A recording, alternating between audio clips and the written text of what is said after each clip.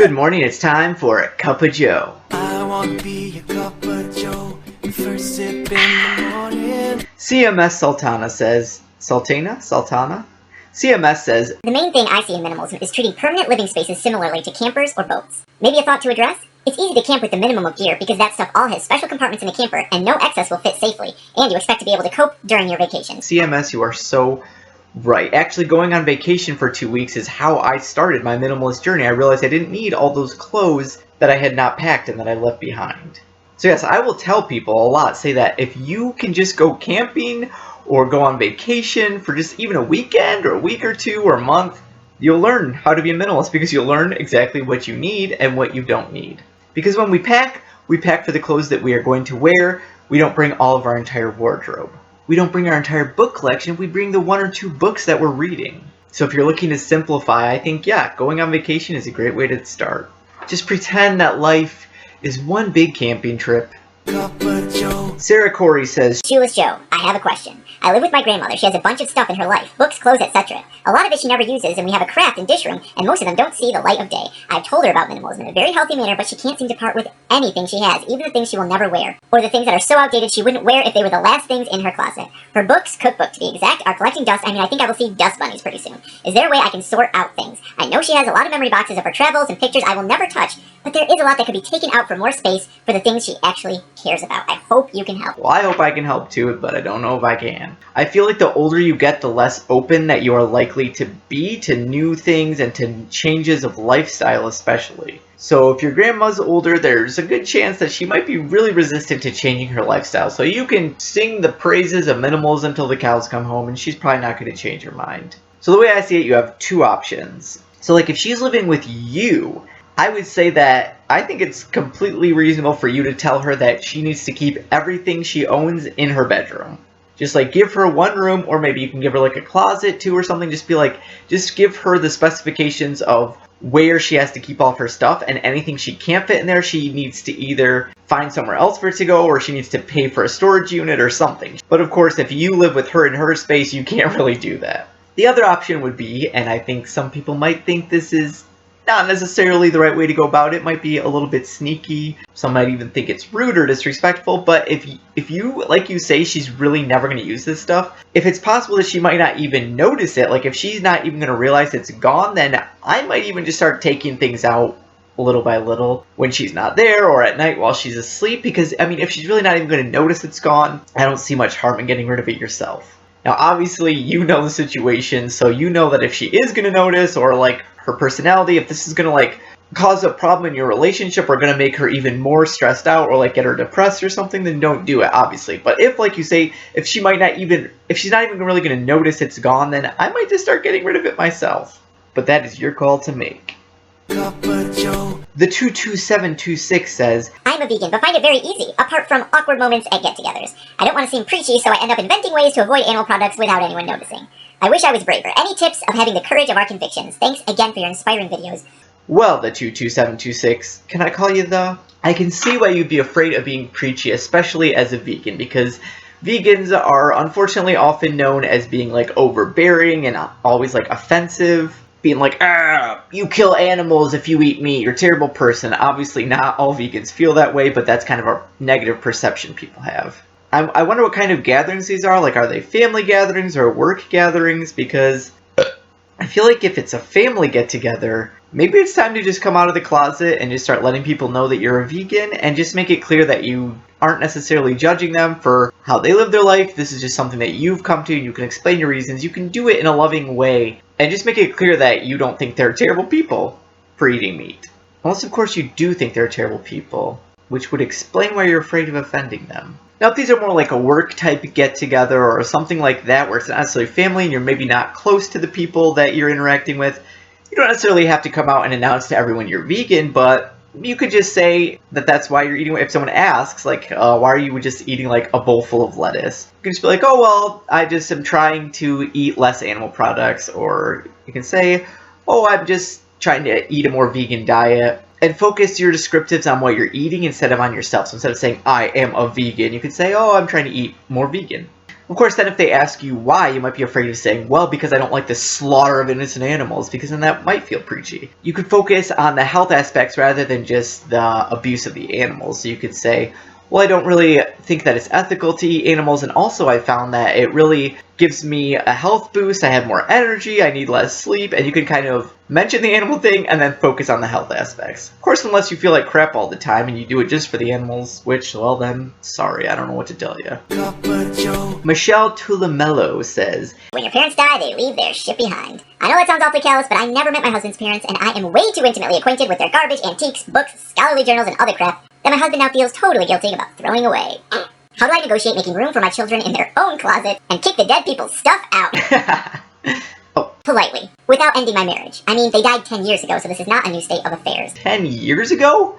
Your husband's still hanging on to his parents' stuff for 10 years? That seems excessive.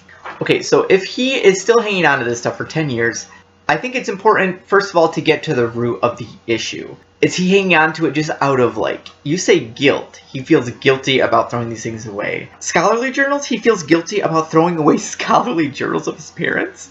Okay, so either he has guilt issues for some reason, maybe, I don't know, I can't, Cup of Joe. maybe he just thinks that's what you're just not supposed to do, I don't know. So it could be guilt, like you suggest. Maybe he hasn't let go of them yet. So, like, it's not necessarily guilt that he's feeling, but he feels still like it's a part of them. Like, every little thing is a part of them. And the more he lets each one go, the more he'll be letting them go. So maybe he has not let go of them yet. So that's the second option. Or number three, maybe it's just laziness. Maybe at this point, 10 years later, it's just overwhelming to think, wait, don't want to have to go through all that, and it's just, ugh. And I think that's a good thing to bring up with him. It's important when you're dealing with something like this, when it's other people's stuff or stuff that they are hanging onto from their parents, it's important to include them in the conversation. So I would tell him what you just told me and say, look, this was 10 years ago.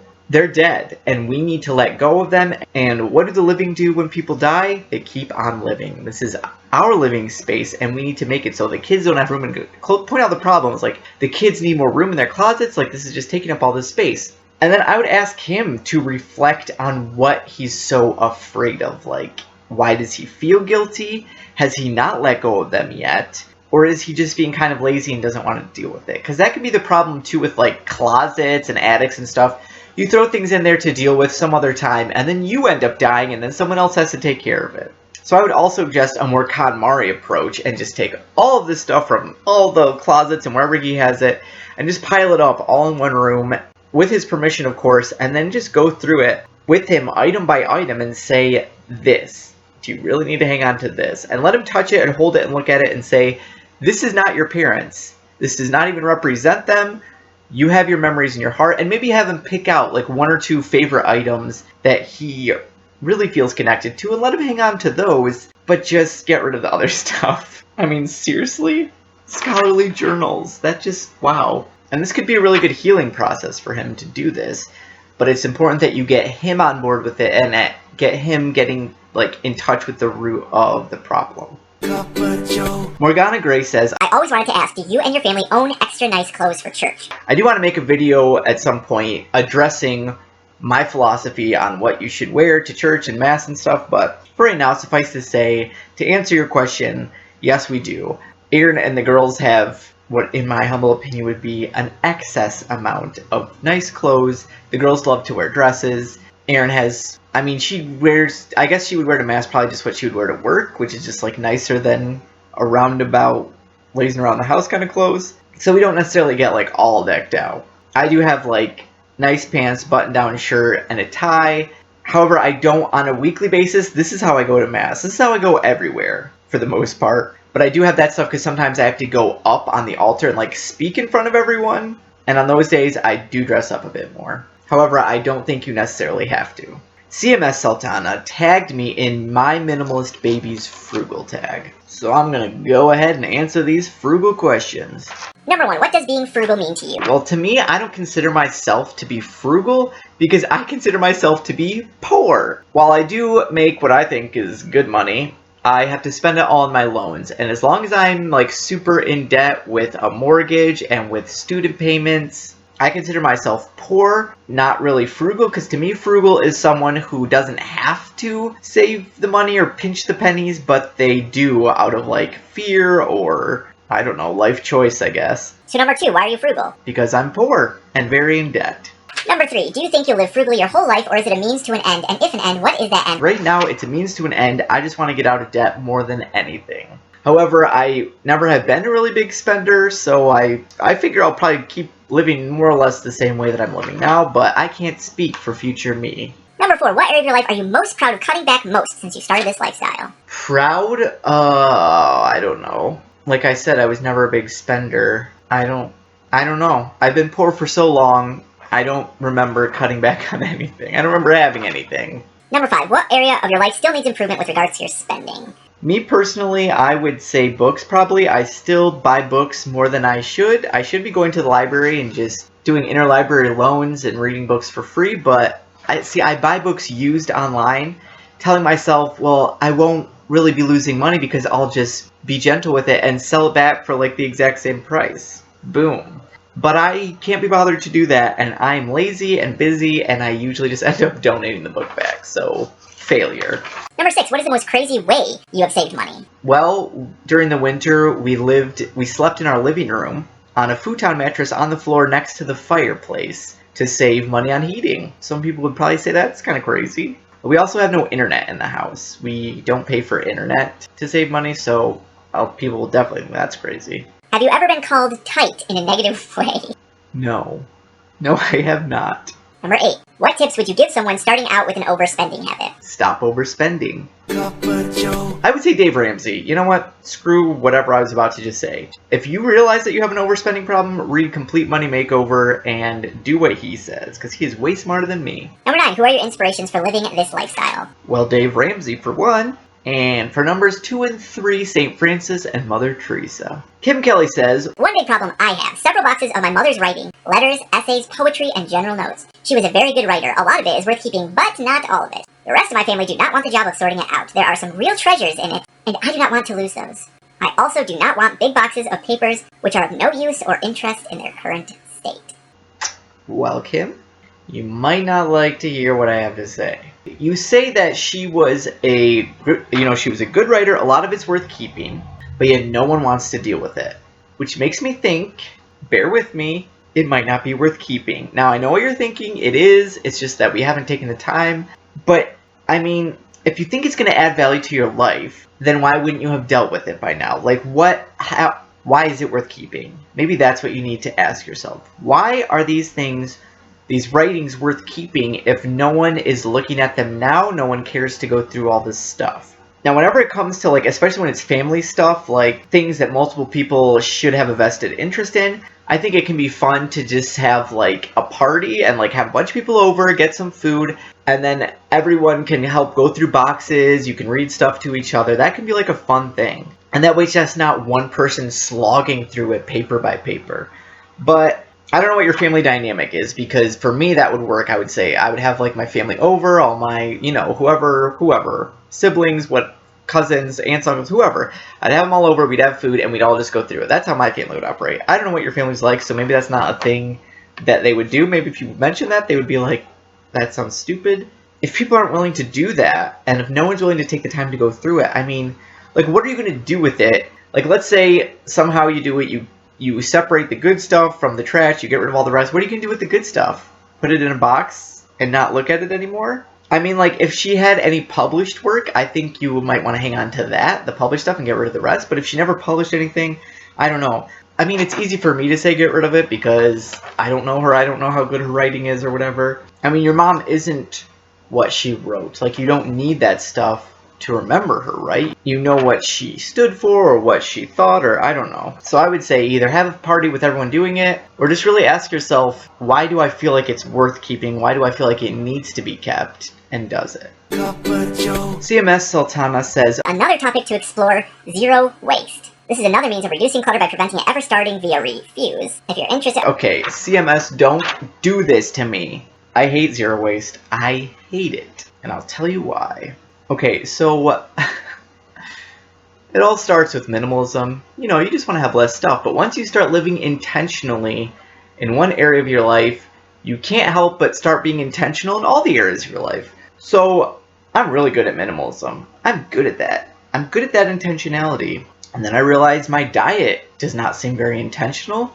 I don't really eat for health. I don't really eat ethically. So I've been thinking I need to change that, but I'm like overwhelmed by like thinking about vegetarianism, veganism, all that. That overwhelms me a lot, especially because Aaron is not interested in it. So I feel very alone.